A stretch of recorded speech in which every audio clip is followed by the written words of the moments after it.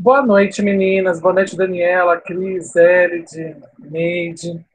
Boa noite a todas. Hoje nós vamos ter a nossa segunda aula de aprendizagem de ciências naturais. Só relembrando que na semana que vem eu vou deixar uma aula previamente gravada e logo depois eu devo entrar para fazer como se fosse uma continuação para vocês tirarem algumas dúvidas, se houver, sobre o conteúdo da aula 3, né? Porque eu vou precisar estar lá no HC, e aí eu não sei que horas eu chego.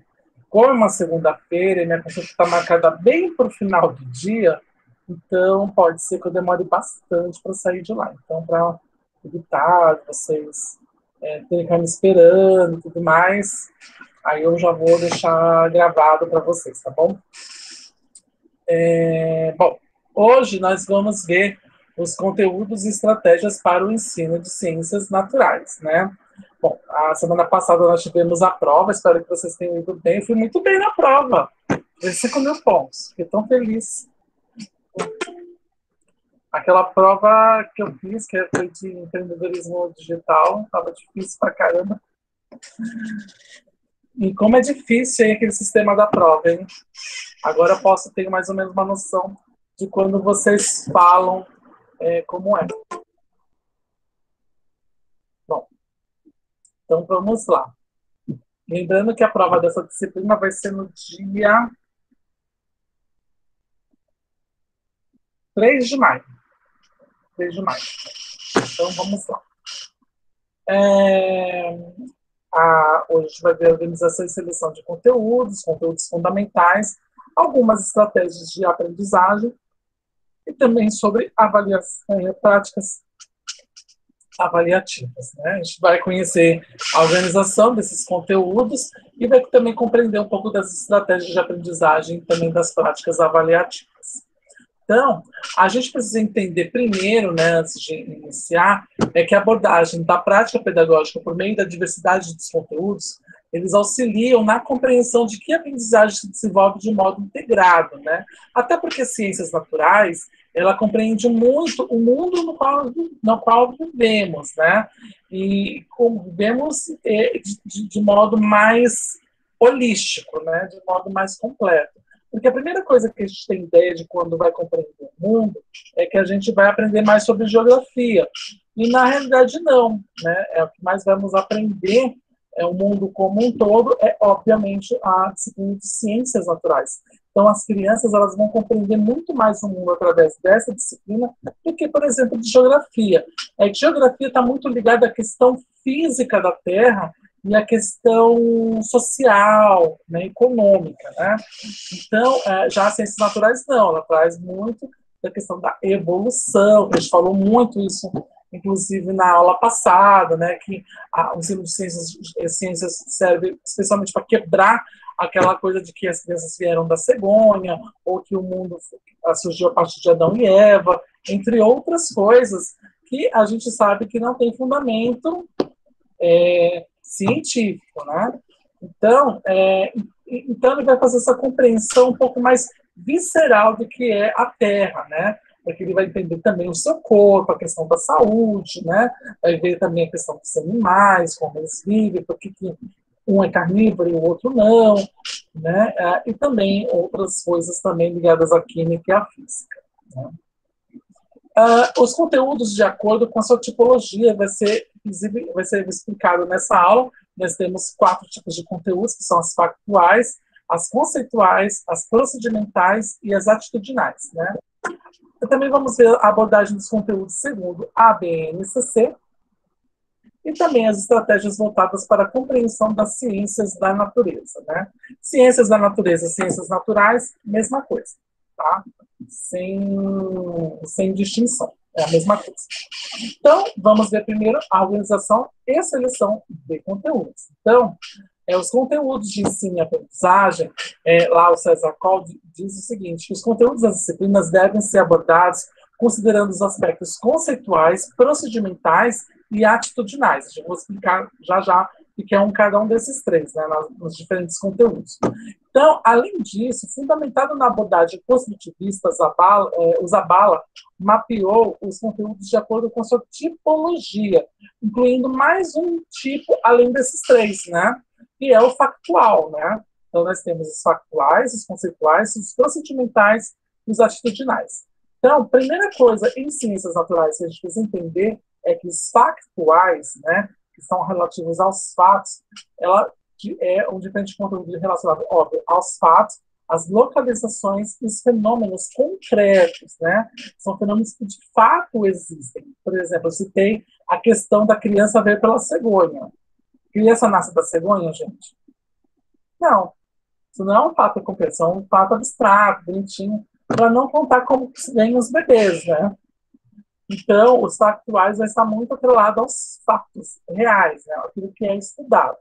Os conceituais já é um conjunto de fatos e objetos com características comuns, que vai dar um conceito. Então, é o fato mais o objeto do conhecimento. Os procedimentais é como o próprio nome diz, né? Ele vai estar se referindo ao saber fazer, aos procedimentos. O próprio nome já diz o que é. E os atitudinais vão se referir aos valores, sentimentos e normas, né? Esses valores, eles são aqueles que eu vou tentar passar também, né? Como professor, eu tenho que ser o mais isento possível, só que eu sou um ser humano, eu tenho uma vivência, então é óbvio que algumas coisas irão carregadas com algum tipo de valor meu, particular, mas é óbvio, sempre visando o valor que necessariamente está lá explícito no conteúdo. E, além disso, o próprio sentimento e as normas, né? As normas já estão mais ligadas à questão do próprio currículo. Ok?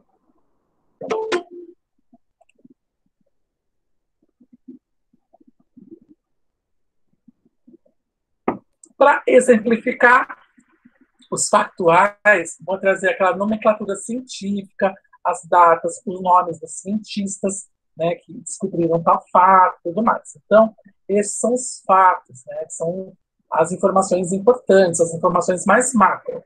Né? Os conceituais vão dizer, por exemplo, se o animal é mamífero, como é que faz a polinização, né? Como é que acontece a produção de uma flor, entre outros, né?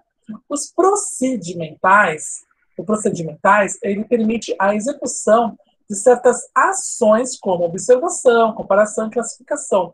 No caso das ciências, é efetivamente o campo científico. Lembra que quando vocês vão fazer lá o plano de aulas lá no estágio, tem a questão da observação, especialmente lá no ensino infantil, é mais ou menos isso. Então, o procedimental é o fato como eu vou executar, como eu vou realizar e como deve ser realizado tal fato. Né? Já os atitudinais, para encerrar, ele traz a participação das tarefas escolares, como as crianças serão inseridas nessas tarefas, além de respeitar, no caso de ciências naturais, o meio ambiente, cooperar com o grupo e, óbvio, valorizar com a saúde, que é o primeiro conteúdo de ciências naturais que a criança tem em contato. Tá? Vocês têm dúvidas em relação a essa primeira parte? Eu vi, boa noite, Rosineide, Manuela, Clau. Acho que eu pensei que eu tinha visto Lorena, pensei que era a Manuela. Eu fiquei doido. Dúvidas? Ok.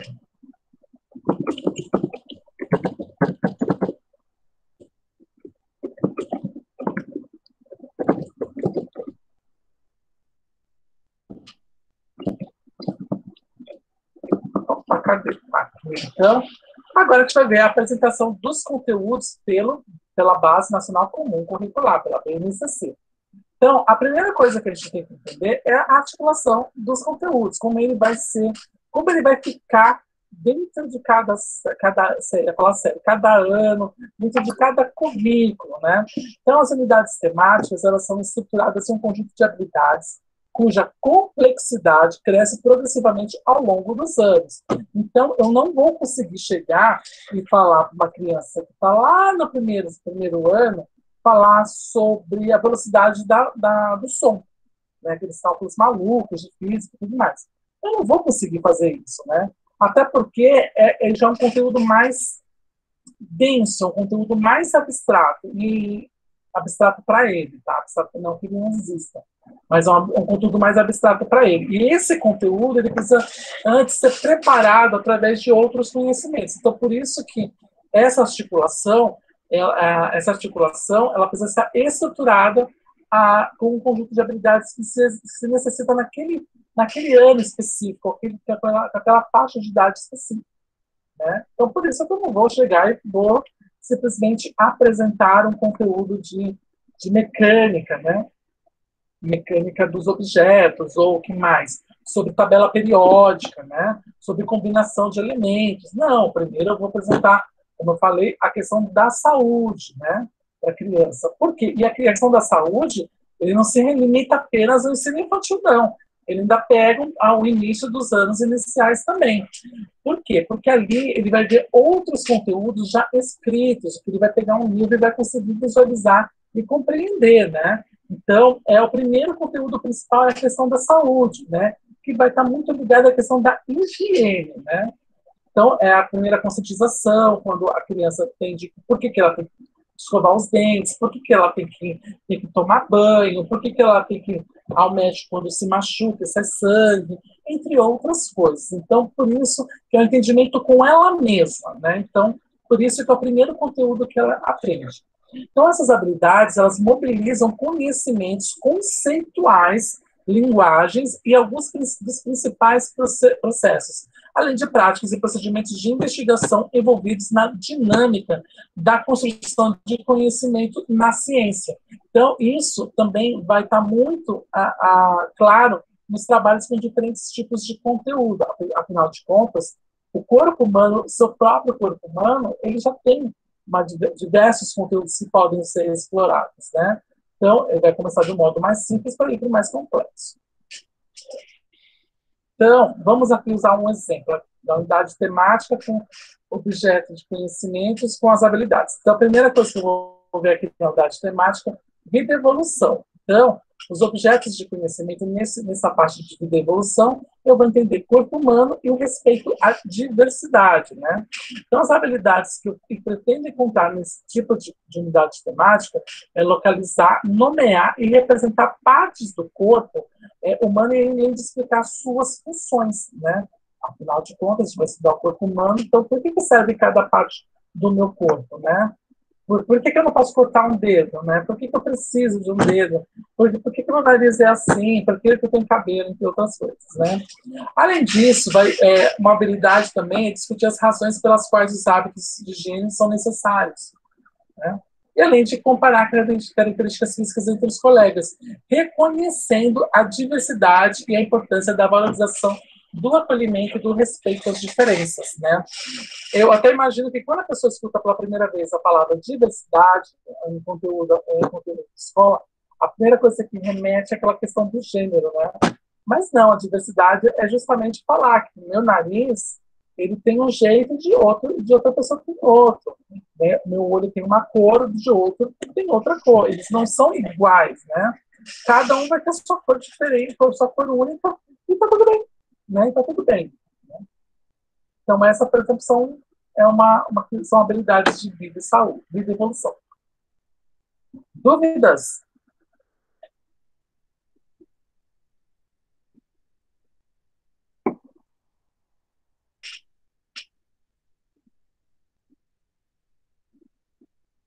Não? Tá bom. Então, os conteúdos fundamentais para a aprendizagem de ciências da natureza. Então, a gente tem que entender que a ciência da natureza, ela está hoje muito ligada ao que chamamos de CTS, né? Ciência, Tecnologia e Sociedade. Primeiro, nós temos lá no topo a sociedade no qual vivemos, né? A sociedade que vivemos. Por quê? Nós vivemos uma sociedade, né? Que tem uma estrutura, que tem uma forma e que, basicamente, ela tem a mesma regra para todos, né? Numa mesma cidade, no mesmo país. Eu diria até que no mesmo país, né? O nosso país também tão continental que é até complicado para falar, mas é um tipo de sociedade, a sociedade brasileira. Para baixo dele, a gente vai ter a valorização do conhecimento científico e tecnológico. Por quê? Porque ele vai explicar o que somos, o que fomos e o que nós podemos fazer. Né? Todas essas explicações vão ajudar a gente a compreender todos esses fenômenos que existem na natureza. Né? Não apenas quem somos, somos nós humanos, mas também o que acontece, por exemplo, o efeito estufa. Né? Como que se chegou na ideia de que se o efeito estufa é tão um buraco lá, um buraco na camada de ozônio vai ser muito ruim para esse efeito, né? Aliás, para efeito estufa não. Por que é tão causa esse efeito estufa? Exatamente, causa esse efeito estufa, né? Para quem não sabe, só para vocês entenderem a contextualização, o buraco de ozônio ele deixa passar mais raios, né, fortes, nocivos, né, e com isso deixa a Terra mais quente, né, porque o ozônio, que é um gás que envolve o nosso planeta, ele meio que repele um pouco esse calor todo que vem do Sol. Por isso que nós temos inverno, verão, outono, e consegue manter mais ou menos os mesmos tipos de temperatura, né? Agora, quando a gente vê uma coisa muito discrepante, assim, nossa, nunca aconteceu isso, é verão, está chovendo pra caramba, e está nevando num lugar, então tem algum problema, tem algum desequilíbrio ambiental. E isso hoje é causado pelo buraco de ozônio, né? Como é que foi descoberto isso? Através do conhecimento científico e tecnológico, que foi tentando compreender como era, o que é hoje e como foi, como vai ser mais para frente, né? Quais são os efeitos nocivos para tudo isso. Então, conforme vai entrando mais calor, não é uma camada de ozônio, não é uma camada, o buraco ele só está num único lugar, lá em cima. E esse calor vai passando por toda a Terra. Então, onde não tem esse buraco, que fica só num único lugar, ele vai ficando mais quente. Então, vai acontecendo o quê? Os derretimentos das geleiras das montanhas e também dos icebergs lá na Antártica. E também lá no Polo Norte. Né? Apesar que o Polo Norte não tem continente, né? Ele é puro mar, né? Mas já na Antártica não. Então, tem lugares que você consegue visualizar até mesmo a vegetação, né, que está embaixo da geleira. Né? Isso já é um problema grave, porque lá é para estar frio, né? Lá é um deserto de gelo. Né? Então, isso acontece justamente com a valorização desse tipo de conhecimento. E por quê? Porque a ciência é o meio mais significativo de gerar conhecimento na sociedade contemporânea. Por quê? Porque a gente vai buscar respostas. E a gente não pode ter uma resposta de que o mundo nasceu através de 7 dias de Deus. Né? Eu sei, bonita a questão de religião e tudo mais, mas essa história, inclusive, foi vendida muito pela Igreja Católica. Tá? Não estou criticando as igrejas evangélicas, não.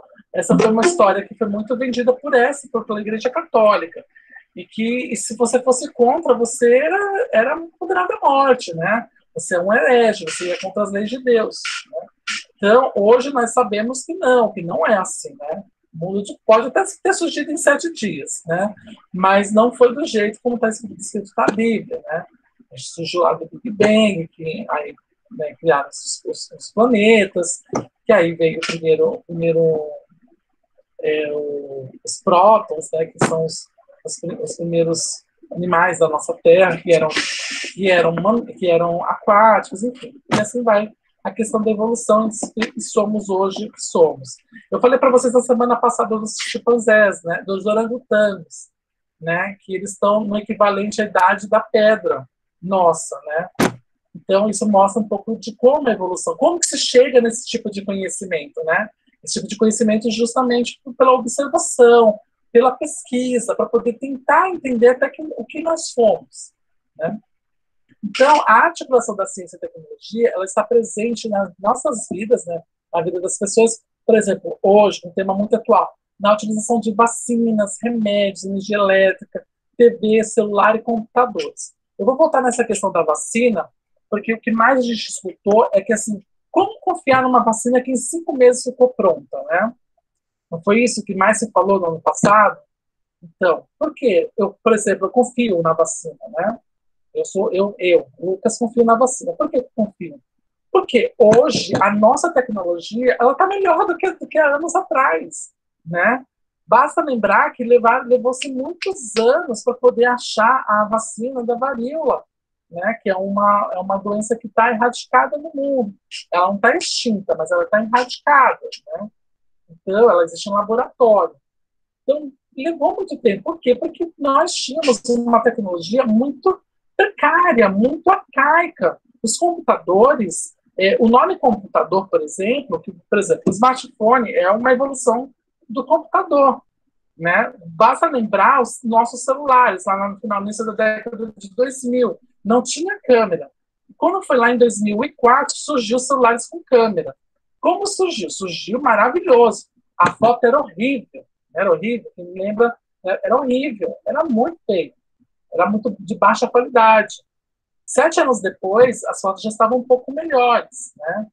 Hoje, as fotos, você consegue fazer filme 4K com celular, consegue fazer um filme de cinema com celular, em pouco tempo. Por quê? Isso chama-se evolução. Né? Então, por isso que, por exemplo, no caso das vacinas, a questão não é que ela levou 5 anos, mas imagina, é uma pandemia. Várias pessoas estudiosas de várias partes do mundo estudando a mesma coisa. Né?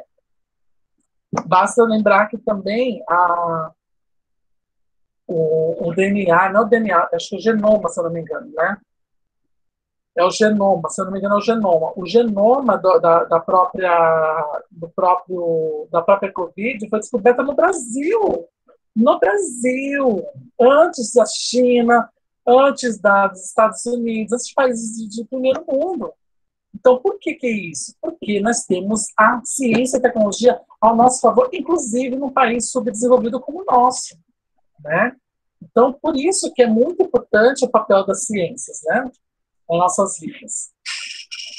Além disso, a gente vai usar a ciência e a tecnologia na compreensão dos fenômenos naturais, conhecimento do corpo e formas de evitar doenças, né?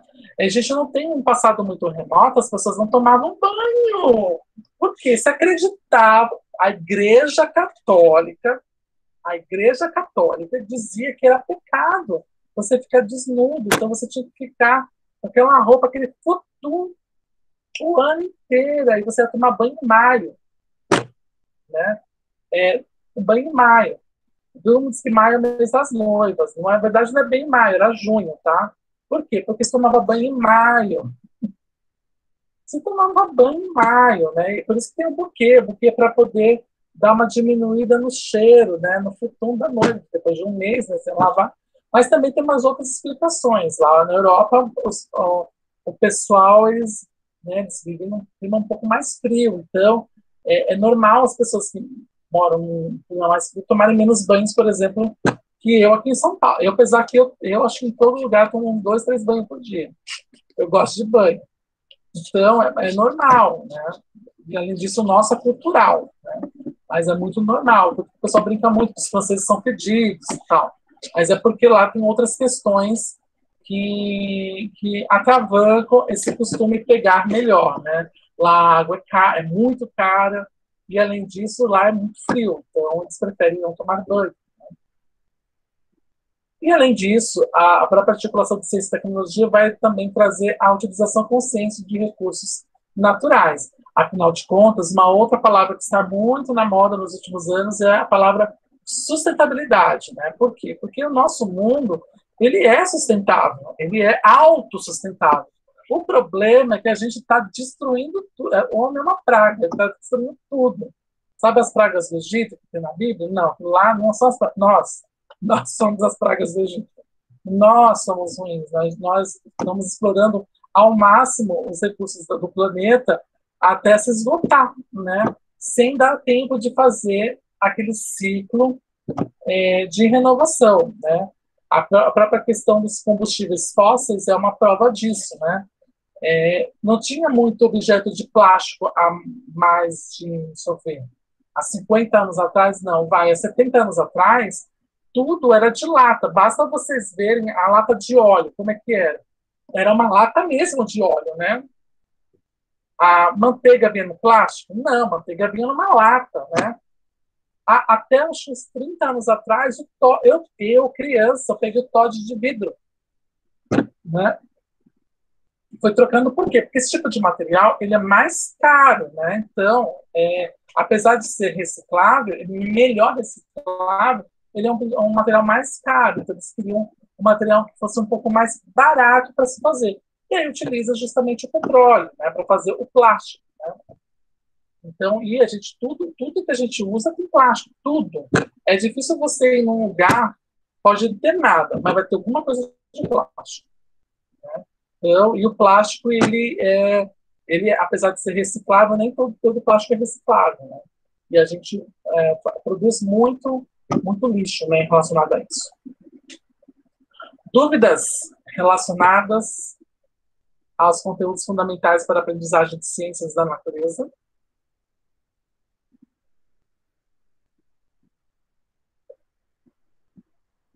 Claudinei vai tomar vacina dia 26. Eu ainda sigo na indecisão do HC. Devo saber na segunda que vem. Parabéns. É sempre uma vitória quem toma.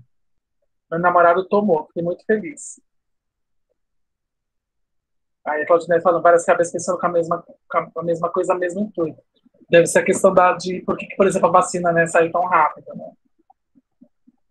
Claudinei é das minhas. Passar frio, passar calor, banho seco. Bom, passar calor é banho toda hora. Passar frio é banho também. Mas o calor é banho toda hora. Aí a Claudinei falou, verdade, eu lembro, o Cláudio já não vi. Aí eu vi. Eu vi.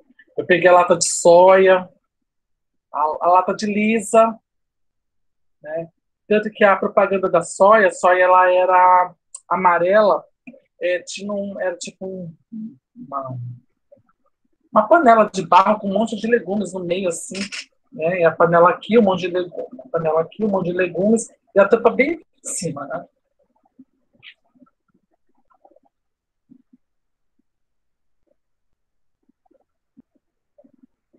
De Nutru, que diz que não lembra de nada disso. Não é do tempo dela, ela é nova, tem 21 anos.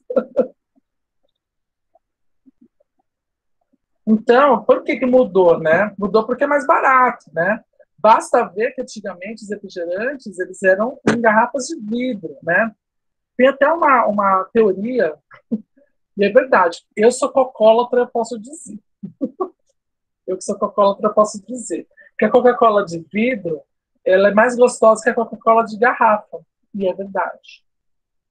E ela é verdade.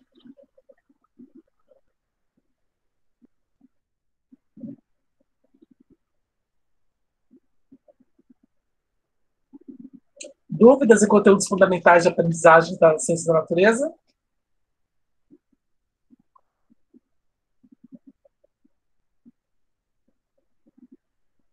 Então, tá bom.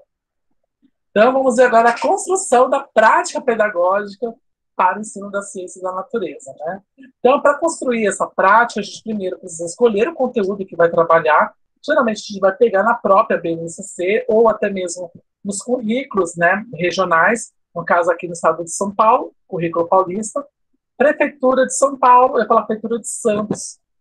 Prefeitura de São Paulo é o currículo da cidade. Então, eles são os parâmetros para a gente utilizar nessa seleção de conteúdos. Deixa eu pegar aqui para mostrar para vocês.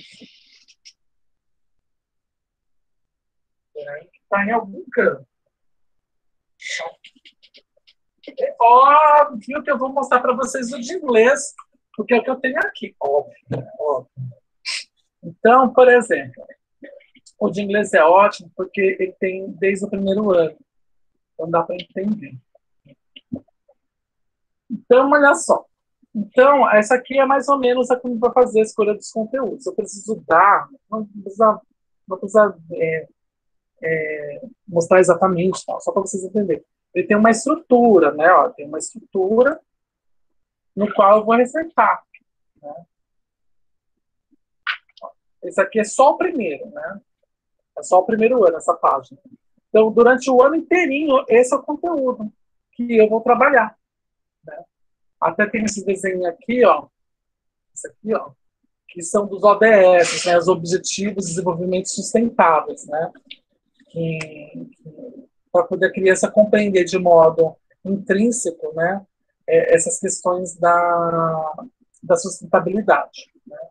Então, é isso que eu vou fazer. Primeiro é escolher o conteúdo, ele tem que estar relacionado também para onde eu vou lecionar. Né? Isso eu tenho que relacionar os temas com as discussões divulgadas a respeito, no caso, de ciências da natureza. Né? Então, eu não posso pegar. Aliás, eu posso pegar conteúdos de inglês e misturar. Mas no caso de ciências da natureza, a professora não pode pegar um conteúdo de inglês e fazer essa adesão. Ela tem que fazer junto comigo, no caso, para que isso dê certo. Né? Até porque eu vou ter uma prática e ela vai ter outra, né? Apesar de ser o mesmo tipo de conteúdo. Então, nesse caso, eu preciso relacionar essas discussões divulgadas a respeito da ciência da natureza. Né? E, a partir disso, eu vou construir práticas que favoreçam a aprendizagem de conhecimentos científicos. Como que são essas práticas? Ela pode ser, de fato, um texto, pode ser um vídeo, pode ser alguma atividade de fato prática, na qual a criança vai poder fazer algumas experimentações, aí fica a critério do educador. Isso é a construção pedagógica, né, da prática pedagógica. E a gente tem para isso a questão do papel da escola, né, porque a escola vou simplesmente jogar só porque está aqui? Não vou fazer isso. Né? Não é bem isso. Né? Então, o papel da escola é apresentar o aluno, dar ao aluno o acesso ao saber científico e tecnológico, né? A compreensão das relações entre ciência, tecnologia e sociedade, além da alfabetização científica. Né? O que é essa alfabetização científica? Lembra do letramento matemático, do letramento, né? Tem qual mais? Tem tantos letramentos, né? Letramento pedagógico, no caso de vocês, né? A alfabetização científica vai funcionar exatamente como um letramento. A diferença é que ela não pode ser apenas um letramento. Né? Eu preciso alfabetizar, precisa ser uma coisa mais global. A criança precisa compreender aqueles fenômenos para que ela possa estar pronta para absorver os demais conteúdos que virão mais para frente. Então, tem que ser uma alfabetização científica, para que ela, quando for pegar o conteúdo da disciplina de ciências da natureza, ou até mesmo da questão de programas de saúde, ela não lhe cause estranheza, que ela consiga compreender de modo autônomo, né? Ou que consiga buscar essas informações de modo mais prático. Ok? Dúvidas relacionadas à construção da prática?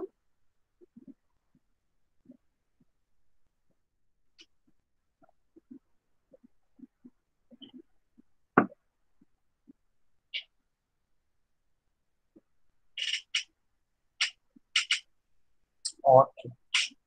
Então, as estratégias para a aprendizagem das ciências da natureza. Agora que a gente vai ver o que cada parte vai ver. Então, a primeira coisa que tem que fazer, óbvio, organizar os conteúdos, né? Então, tem que ser conhecimento sobre diferentes fenômenos naturais, né? Conhecimento sobre os acontecimentos de diferentes ordens, conhecimento sobre diferentes maneiras de explicações do mundo atual, contato com os conceitos científicos e a construção da reflexão sobre o cotidiano do aluno. Então, se a gente pegar esses 5 itens, se você analisar a grosso modo, é aquilo que eu falei lá no início, é aquela visão do mundo de modo mais holístico, mais total, mais global, né? Por isso que ela não é muito ligada, essa ideia do conhecimento de mundo é muito ligada à questão da geografia.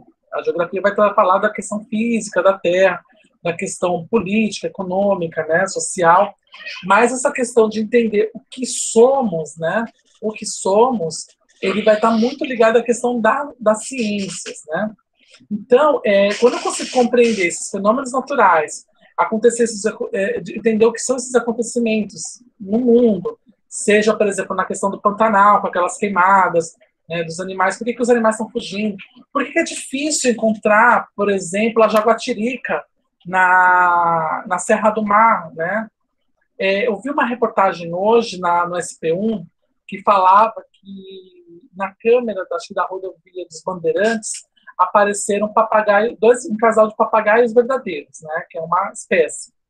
né, que é um papagaio selvagem, e estavam explicando, né, por que que aparece, né, porque tem menos carro usando a rodovia, então menos carro, menos barulho, lugar propício para que eles venham, porque os animais, eles têm medo da gente, né, eles têm medo.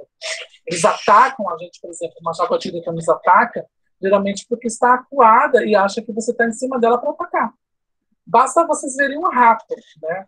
Quando você encontra um rato, o rato corre da gente. Agora encurrala um rato para você ver. Ele voa em cima de você. É o mesmo instinto animal que tem qualquer outro animal da natureza. Né? Então é isso que acontece. Então por que, que isso acontece? Por que, que os animais nos atacam? Né? O tubarão nos ataca lá em Recife porque gosta da nossa carne, né? Não, não ataca, né? Ele está se sentindo acuado. Ali é um lugar onde tem um fluxo de tubarões. E nós não fazemos parte, por incrível que pareça, da cadeia alimentar dele, né? Nós não fazemos, mas ele ataca, sente o sangue, frenesi, come. É diferente da piranha, né? A piranha, se você ficar parado, as piranhas elas não te mordem. Pode dar uma beliscada, vai ter que rezar para não sair um sangue. Se sair sangue, aí acabou, né? Elas vão que nem loucas, elas até se matam, porque elas entram em simples frenesi, né? Então, isso é para vocês entenderem por que é importante entender o que nós somos, né? Que nós somos não só o homem, mas como parte de uma natureza. Né? Então, como ensinar ciências nas diferentes idades? Né? Então, de 0 aos 3 anos, as crianças fazem os primeiros contatos com pequenos animais, né? Geralmente os animais também domésticos. Né? Exploração em torno da escola, fazem trabalhos envolvendo higiene, né, como eu havia falado anteriormente, aprendem a ter cuidados com plantas e fazem algumas atividades lúdicas, né? Isso é a primeira parte do ensino infantil. Na segunda parte, a gente vai trabalhar a questão da memória, a atenção, a sensação e percepção, até porque a criança vai conseguir distinguir esses sentimentos, além do próprio desenvolvimento da fala. Né? Então, aí a gente vai começar a fazer as orientações para a descoberta, né? Que é através das habilidades.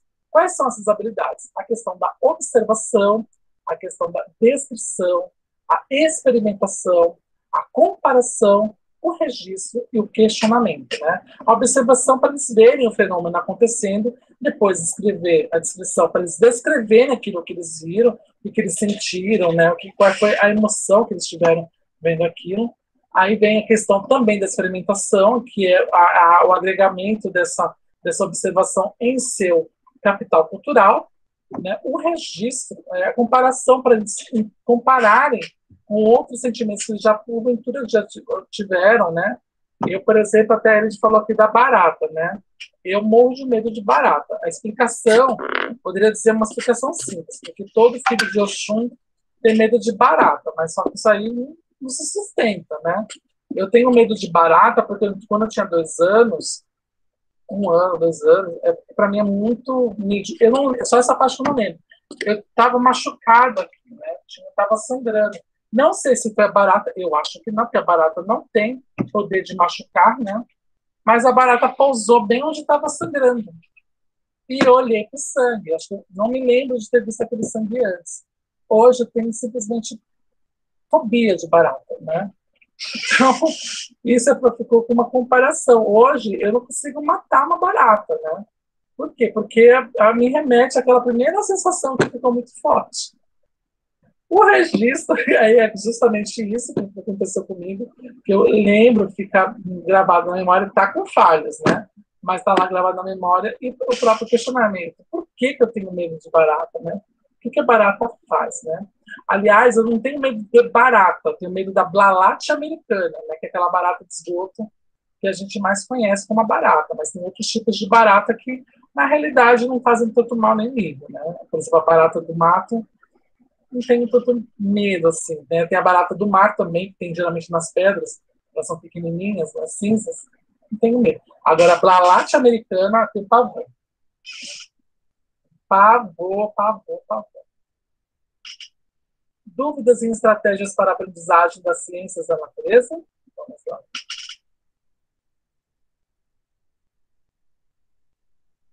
A Daniela falou aqui, tenho medo de rã. Quase engoliu uma num copo com a Danone. Nossa Senhora. Olha, rã eu não tenho medo não, até como. É tudo gostoso. Tem gente que tem nojo, né? Mas eu já comi e gostei.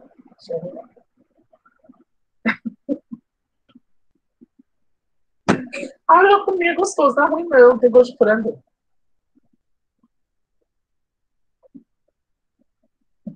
Não, mas aí a questão tem, por exemplo, a barata, não a blalate americana. A blalate americana ninguém come, porque ela é muito, faz mal para a saúde, né? Vocês sabem que lá no leste asiático, né? Leste asiático não, no sudoeste asiático, eles comem muito. A China, eles comem barata, né? Essas coisas, né? Por que que eles comem? É a mesma barata que eu vejo lá? Não, não é a mesma barata. Não é. Primeiro de tudo, não é a mesma barata.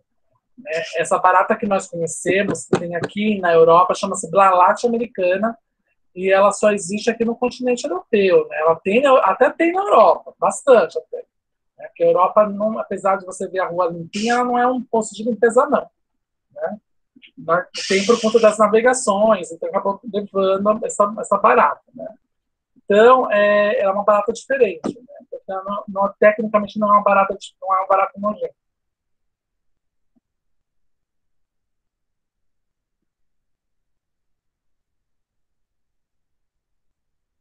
A gente falou que eu tenho uma tratamento de ervilha, a Ellie falou uma delícia rã. Ah, tem gosto de frango. Na verdade, tem um gosto de frango assim meio adocicado.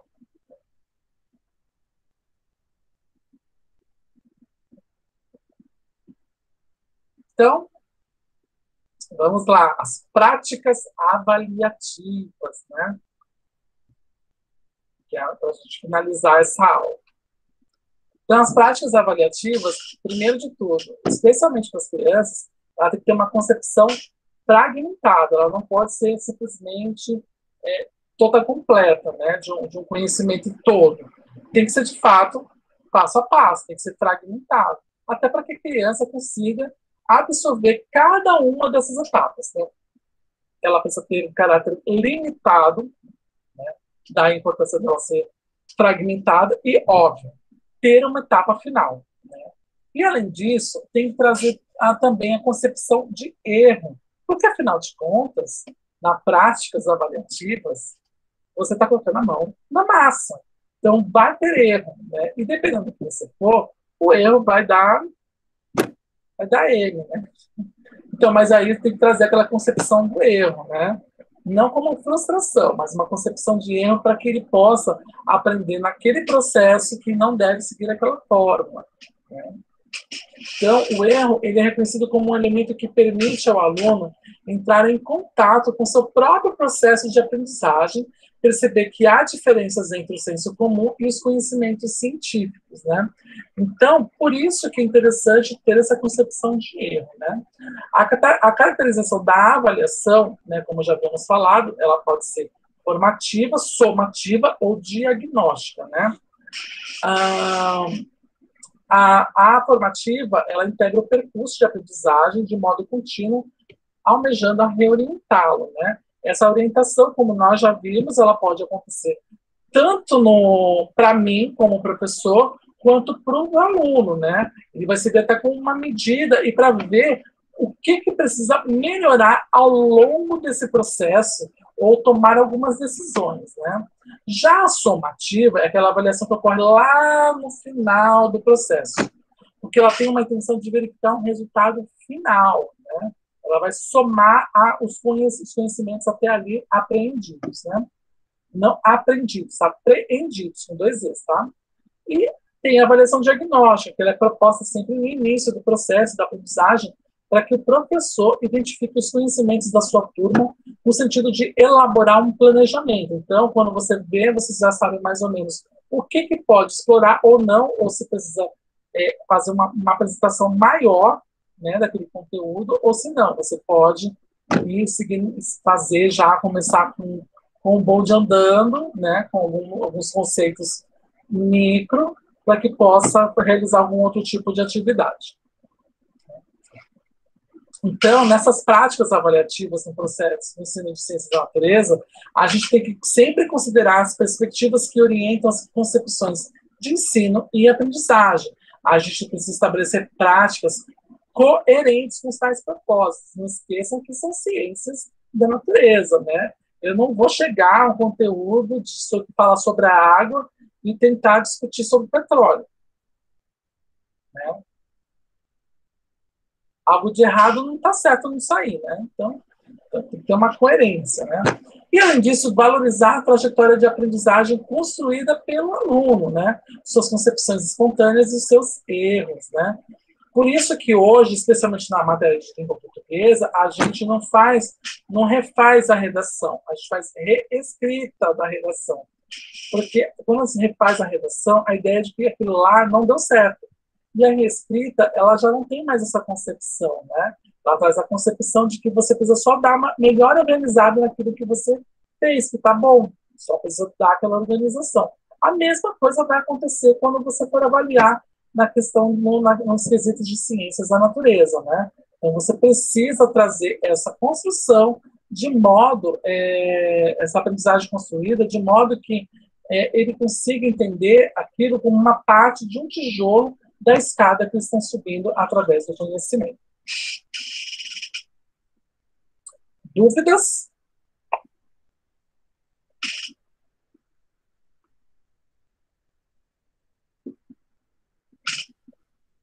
A Laura que comeu escargot sem saber. Eu comi escargot sabendo e odiei.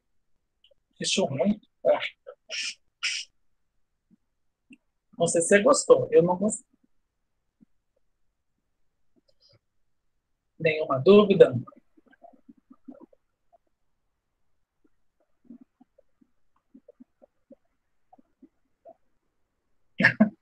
Ai, tem gosto de né? Não gostei, não. Bom, já comi até cobra. Já comi cobra, já comi jacaré, já comi elefante. Ai, elefante é muito gorduroso, meu Deus. Só de pensar na carne de elefante, já tô até tô com dor no fígado. Tão gorduroso que é. Mas é gostoso, sabe? Mas é muito gorduroso. Nossa, dá até. A boca, é igual como a minha amiga fala, que quando ela come costela, com a boca tipo, parecendo uns gloss. De carne de elefante é a mesma coisa. Eu comi em Angola, carne de elefante. Então, gente, não tem dúvidas. Acabou. Acabou. Esse é o conteúdo de hoje.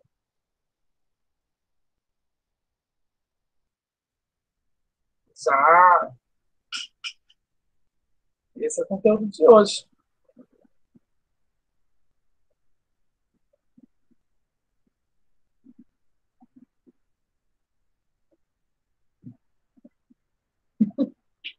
É bom falar de ciências, sim. É porque nessa parte de ciências vocês vão aprender mais as técnicas, né? De como ensinar do que efetivamente o conteúdo propriamente dito. Até pelo fato de que o conteúdo é que são aqueles que vocês já sabem até mesmo, né?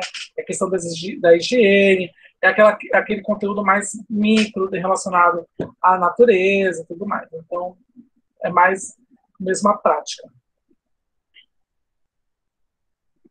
Também estou com saudade de ver vocês de perto.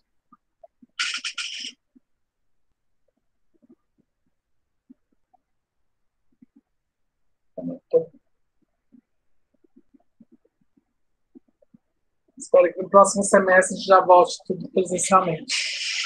Apesar que eu não tenho muita esperança. Né? Vamos ser.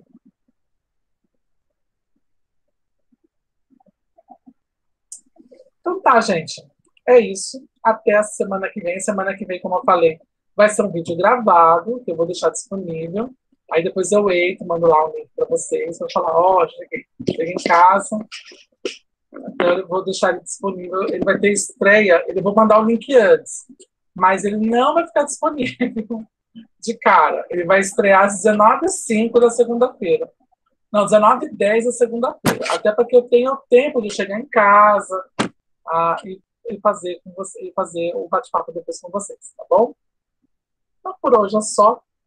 E até a semana que vem. Tchau, tchau.